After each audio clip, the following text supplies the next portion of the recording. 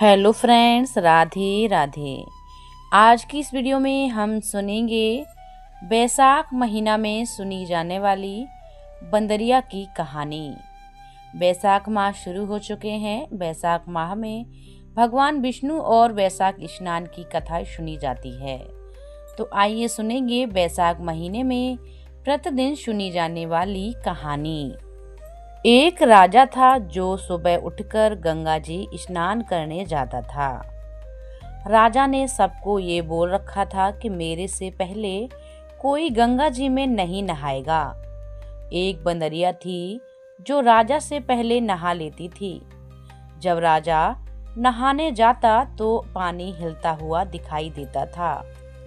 जब राजा को इस बात पर शंका हुई तो कोई मेरे से पहले नहाता है, तो राजा ने वहां पर पहरा बैठा दिया।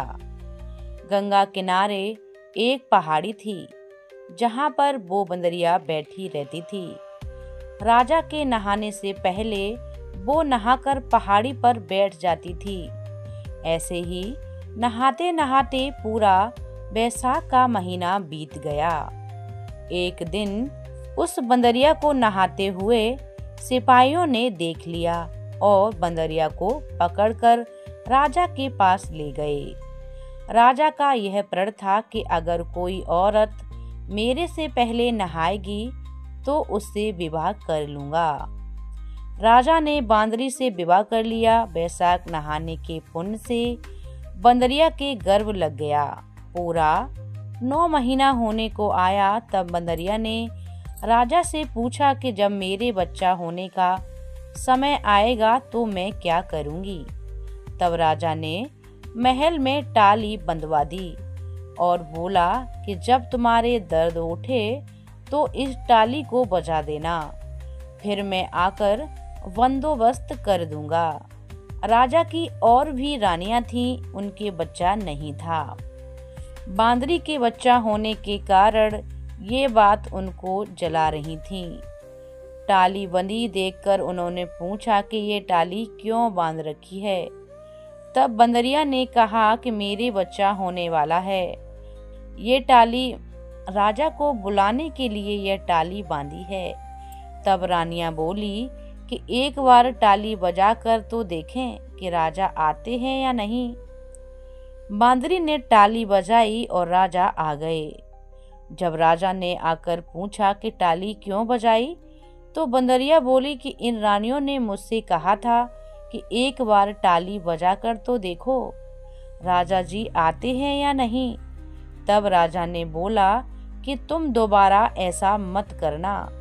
थोड़े दिन बाद जब बांदरी को बच्चा होने वाला था तो बांदरी ने खूब टाली बजाई, लेकिन राजा नहीं आए।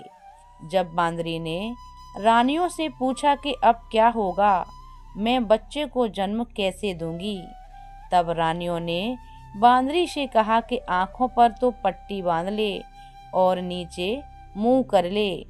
बांदरी के बैसाख नहाने से बहुत सुंदर लड़का हुआ। जब रानियों ने यह देखा कि बहुत सुंदर लड़का हुआ है तो रानियों ने दासी से कहा कि इस बच्चे को नदी में डुबो कर आ जाओ और बांदरी के पास पत्थर को रख दो और राजा को बोल दो कि बांदरी के पत्थर हुआ है। राजा ने इस बात को सुनकर अपने मन में संतोष कर लिया कि और रानियों की तरह इसको भी बच्चा कैसे हो सकता है। उधर वो उस बच्चे को वहां पर काम कर रहे कुमार के बर्तन में रख कर आ गई। जब कुमारी ने उस बच्चे को रोने की आवाज सुनी तो उन्होंने बाहर जाके देखा तो उसमें बच्चा था। तब कुम्हार ने कुमारी से कहा कि भगवान ने हमारी सुन ली, तुम्हारे बच्चा नहीं है और भगवान ने हमें बच्चा दे दिया है। अगर तू बच्चे का लालन पालन कर सके तो इसे हम अपने घर ले चलें। कुम्हारनी राजी हो जाती है और उन दोनों ने उसको पाल पोस कर बड़ा कर दिया। लड़के को इस बात का पता चल चुका था कि वो बांदरी से जन्म लिया है और रानियों ने उसको मारने के लिए दासी को दे दिया था। एक दिन लड़का कुम्हार का बनाए हुए हाथी घोड़े को ले जाकर कुएं पर बैठ गया जहां दासियां पानी भरने आती हैं। उनको देखकर वह लड़का बोला कि मेरे हाथी घोड़े पानी पी लो।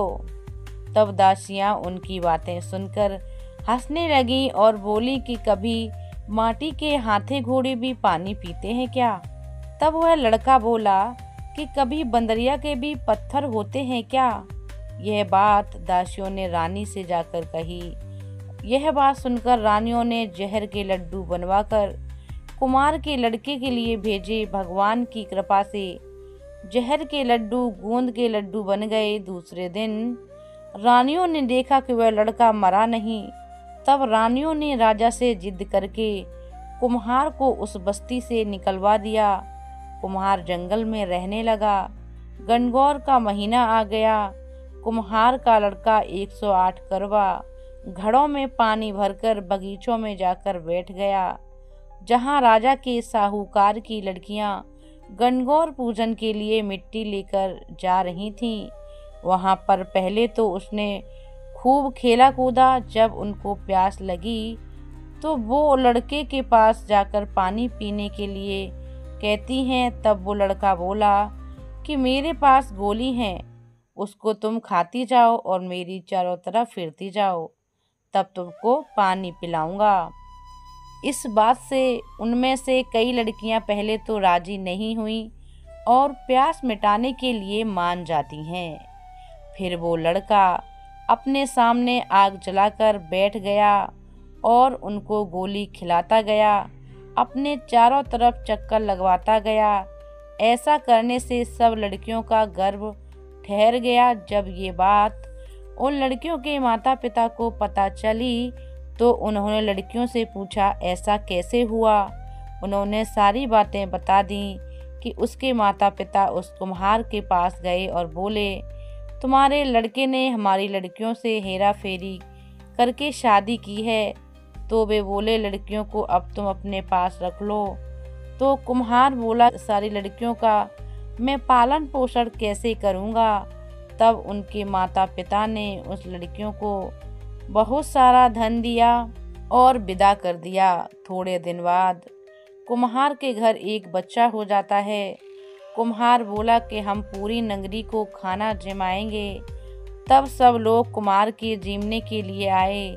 राजा रानी सब आए, केवल बांदरी को छोड़कर सब आए। जब लड़के ने यह देखा कि बांदरी नहीं आई है तो उसने राजा के पास जाकर बांदरी को लाने के लिए न्योता भिजवाया और बांदरी आई।